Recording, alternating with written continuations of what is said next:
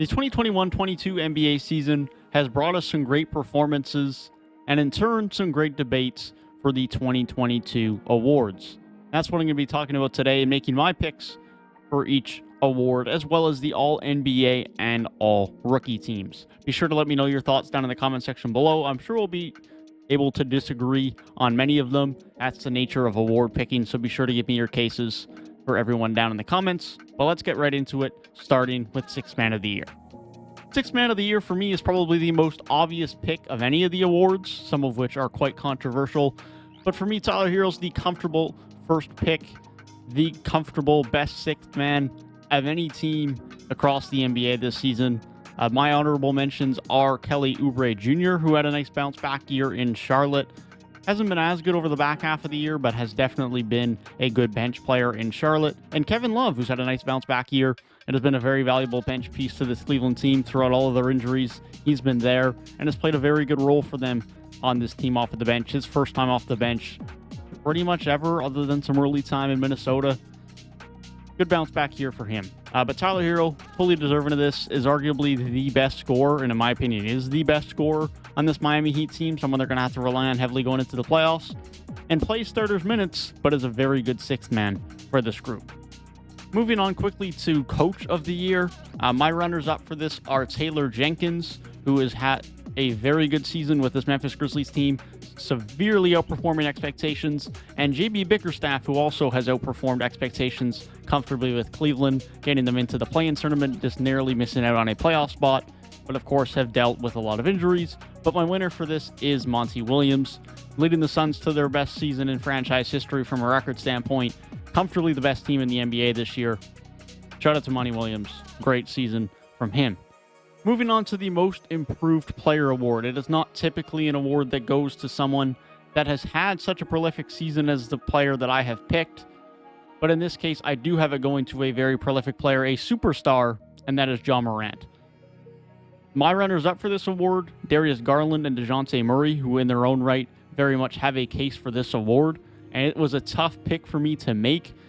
But from someone to go from such a big jump as Ja has to make this leap to superstardom from where he was last year, which, don't get me wrong, was still a very good player, but from where he was to where he is now, it has been such a big jump, such a big improvement from him, and the Memphis Grizzlies record has jumped because of it.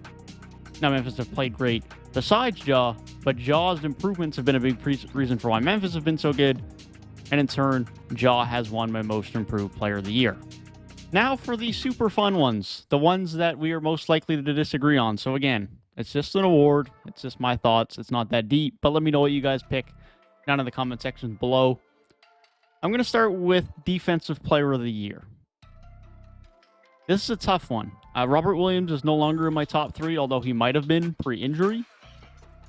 Jaren Jackson Jr. is one of my runners-up, as arguably he has just as much of an impact being out of this Memphis Grizzlies lineup as when Ja Morant is out of the lineup, because there's just no one on Memphis and hardly anyone in the league that has the type of defensive impact Jaren Jackson Jr. can have. He's a very good rim protector. He's very long. He can defend in space, can defend pick and rolls well, can switch on to wings and even guards and still hold his own. He has so much versatility on the defensive end with so much quickness, length, and rim protection. There's just not many players. There's really probably only one player who truly has the athleticism and defensive skill set that Jaren Jackson Jr. has. And that's the winner of my award. But we'll get to that in a moment. The other runner-up I had in third was Rudy Gobert.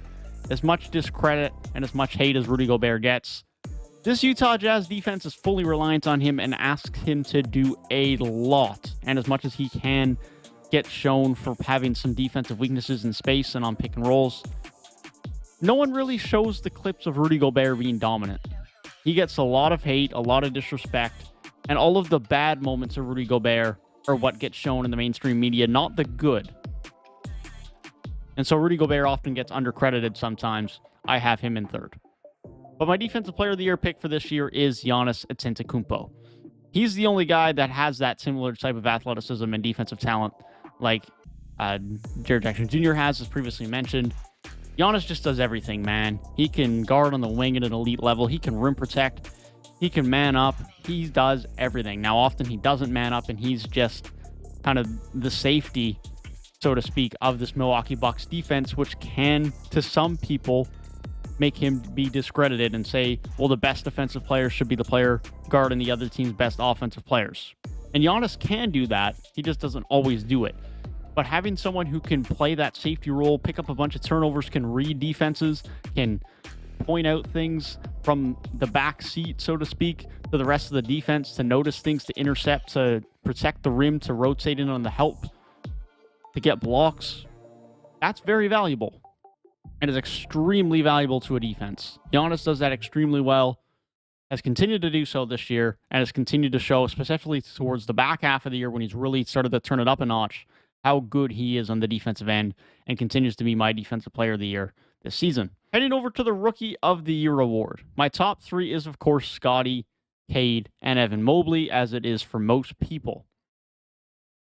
In third, I have Cade Cunningham. He's been very good this year. His efficiency isn't quite where you would like it to be yet, but he is still a rookie. That's going to come with time. But he's proven to be a very good scorer, a very good playmaker, a fine rebounder, and even a solid defender, all in his rookie season. All three of these guys in many draft classes would be Rookie of the Year. Even Franz Wagner would have a case to be a Rookie of the Year in some draft classes. So this is no disrespect to any of these guys who are not winning Rookie of the Year. They just got put in a really good draft class. My second pick for Rookie of the Year is Evan Mobley. And it's very tight between him and Scottie Barnes. I really don't feel confident either way in discerning between the two of them. But Scottie Barnes has played more games this year. And Scottie Barnes is on a team with a higher record, which is not something you usually have to consider for Rookie of the Year. But given Evan Mobley and Scottie Barnes both got drafted to teams that will see themselves in the postseason, that's something that kind of had to be considered this year. Scottie Barnes has played very well towards the back half of the year, had some nice offensive performances that continue to improve on the defensive end, covering point guards at times and covering centers at times. And that level of defensive versatility is something I very much value as well. And now, while saying that, Evan Mobley has been very good defensively as well this year, but not as good in the back half of the year, post All-Star break, as he was early on. Part of that was because he had to play center minutes, which isn't his ideal role, at least at this point in time in his career. Well, that being said, it's neck and neck. As mentioned, all three of these guys could easily be Rookie of the Years in any other draft class. But I got Scottie at 1, and I got Evan Mobley at 2. And last but not least, my MVP for the 2021-22 NBA season. This, again, is a very tough pick. Embiid I have third relatively comfortably. Joel Embiid has been extremely good again this year. Don't get it twisted. MVP caliber season, no doubt. Absolutely absurd statistical performances, no doubt. Unfortunately, James Harden added to his team, and some of the 76ers struggles over the last few weeks with some inconsistencies have not helped his case. And the fact that Jokic and Giannis have just been so brilliant is just hurting him. Embiid has been very good this year, and usually would have a much higher case or higher ranking in an MVP race. But Jokic and Giannis have just been so absurdly good this year that as much as Embiid is brilliant, Jokic and Giannis are just slightly better. And that's no knock on Embiid because he is still third in the MVP race this year. But between Jokic and Giannis, both are elite offensive players. Giannis is a bit better on D. I shouldn't say slightly. I should say he's much better on D. Now, you can certainly give the edge to Jokic on offense, but Giannis is much better on defense than Jokic is better than Giannis on offense. And so Giannis is, again, my MVP pick. Simply put, I think Giannis would be a more comfortable pick for MVP, if not for voter fatigue. But that obviously plays a part. The fact he's in a small market obviously plays a part. Now, that's not to say that Jokic isn't, because he is. But there's definitely some factors working against Giannis. Now, that's not to say that what Jokic has done this year isn't brilliant, because it is. Jokic has played absolutely amazing basketball again. He's taken another step forward on the defensive end to being a average to above average defender at the center position. I'd say more often than not above average. His passing and playmaking continues to be amazing. His scoring continues to be great. But I have Giannis because of that defensive impact. His two-way impact is greater than Nikola Jokic. It has been greater than Nikola Jokic. And Giannis over the last couple of months has just been absolutely ridiculous, averaging over 32 points per game over the last couple months. Absolutely ridiculous seasons from all three of these guys. You can argue it either way, but Giannis is indeed my pick for MVP. Briefly, I do want to go through my All-NBA and All-Rookie teams. I will not be going over all defensive teams because I feel like those are very subjective, very debatable. That's not something I want to discuss in this video. If that's something you want to discuss down in the comment section, be sure to let me know. But we're just going to do All-NBA and All-Rookie. Starting with the All-NBA first team, I have Luka Doncic. He has benefited from some guys missing time towards the back end of the season to slide up the rankings. He's had an MVP-type season. He just started really slow, and that was to his detriment. But if he played the way he has played the last 50-55 games of the year, the entire season, he'd be much more inserted into this MVP race as well, something he'll hopefully be looking to do next year, and is fully deserving of a All-NBA first-team spot. Now, my three front court guys are Giannis, Jokic, and Embiid. Comfortably, they're the top three MVP candidates. They're all going to be in my All-NBA first team, as Jokic can be classified as a power forward, which is what allows Jokic and Embiid to be in the same team. And so the only debate really for me about this first team was who got the second guard spot. I went with John Morant. Even though he is missing some time now towards the back half of the year, he missed some time earlier in the year, he's still on the second best team in basketball. He still is a superstar and has played extremely well this season.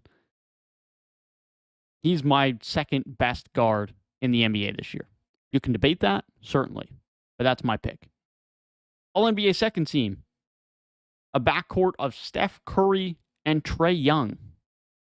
Now, I know Trae Young might be higher on this list than many people have him. Some people probably won't even have him on their All-NBA team. This is probably my most controversial pick.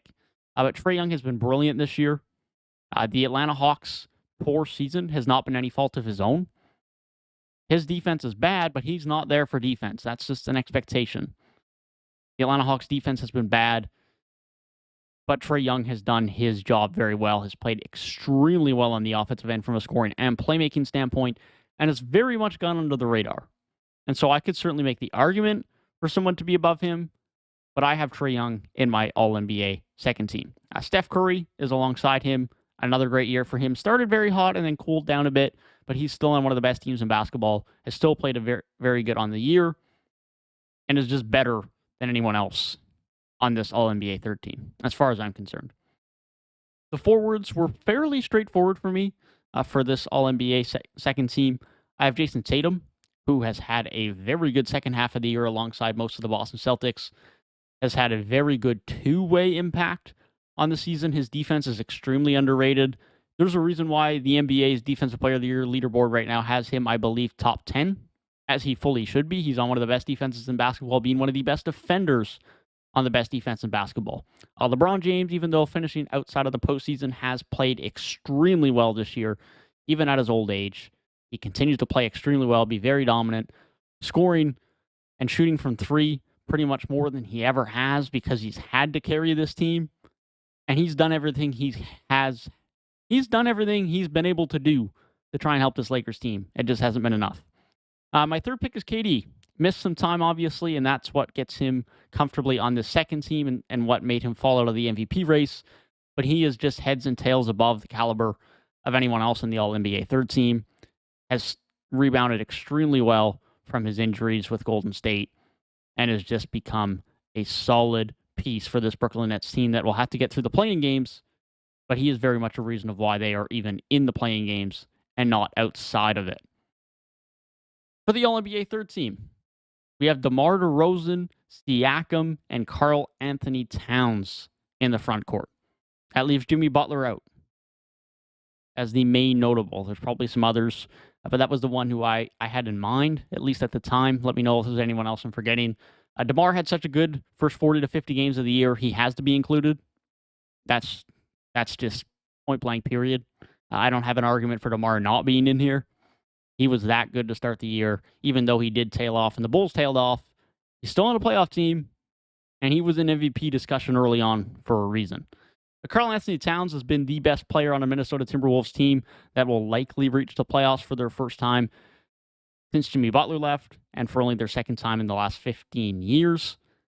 This is a very good center who continues to space the floor, is arguably the best shooting big man of all time, and has improved defensively this year as well, as many of the Minnesota Timberwolves roster have, and lands himself on this All-NBA third team. The third forward, probably the most controversial, Pascal Siakam, has honestly been one of the best players in the league over the last month to month and a half. He's been absolutely brilliant. Great defense, improved playmaking, very good scoring, great efficiency, you name it. It's been there for Pascal Siakam. If the Raptors are going to do anything in the playoffs offensively, it's going to be because of him, and that's what their offense has been effective, has been because of Pascal Siakam over the last month. To the backcourt. I had the Suns backcourt, Devin Booker and Chris Paul. Neither of them could miss out on this for me. There's definitely some other great guards in the league that could make the argument to be on the All-NBA teams, but they're on the best team in basketball. And at the end of the day, winning matters in this. Devin Booker is a dark horse MVP candidate. He's not going to win it, but I wouldn't be surprised if he gets a few votes. He's been very good as of late, and Chris Paul continues to be a great leader, a great playmaker, a great piece and point guard to this Phoenix Suns group that have a very good chance of getting to the NBA Finals again. As far as all rookie teams go, the first team's pretty straightforward for me. The top three candidates of Cade, Evan Mobley, and Scotty Barnes, with Franz Wagner being the comfortable fourth, and Josh Giddey being a relatively comfortable fifth, although Jalen Green has certainly made that push as of late a lot less comfortable. And even though Josh Giddey has missed time, I still have him in there. He's been the best Western Conference rookie consistently over the course of the season. Jalen Green's stats look better now, but recency bias would put him in the first team, not an entire collective season of work. Hence why Josh Giddey is in my first team. In my second team, it is headlined by Jalen Green alongside Herb Jones, who are comfortably the next best two rookies in this class throughout their rookie seasons. Ayo Dosunmu, who's played great roles with Chicago, with Alex Caruso and Lonzo Ball missing significant time, gets in here alongside Jonathan Kuminga, who's been very impactful in his rookie season in Golden State and has a bright future ahead of him, alongside Davion Mitchell, who I might be getting impacted by recency bias, but I think along with how good his defense has been for the entire year, the fact that his offense has been as electric as it has been as of late is enough for me to put him in the second team. I really value defense, but let me know who you'd potentially have over Davion Mitchell. With that being said, that's my awards for the 2022 NBA season. Be sure to let me know what you agree or disagree with down in the comments below, as I'm sure we will have some things that we think differently on, but I want to talk about it. Be sure to let me know your thoughts. I will be continuing postseason content on this channel as of Sunday, most likely, from play-in previews, postseason previews and predictions, reactions to play-in games and playoff games. We have a ton of content coming on the channel over the next few weeks and months headed into the playoffs. There will also be shorts pretty much daily on this channel from smaller game recaps and reviews and predictions throughout the playoffs. So be sure to stay tuned for that. I thank you guys for the continued support throughout the season, and I'm excited for the next couple of months of playoff basketball. Hope you guys are as well. Peace.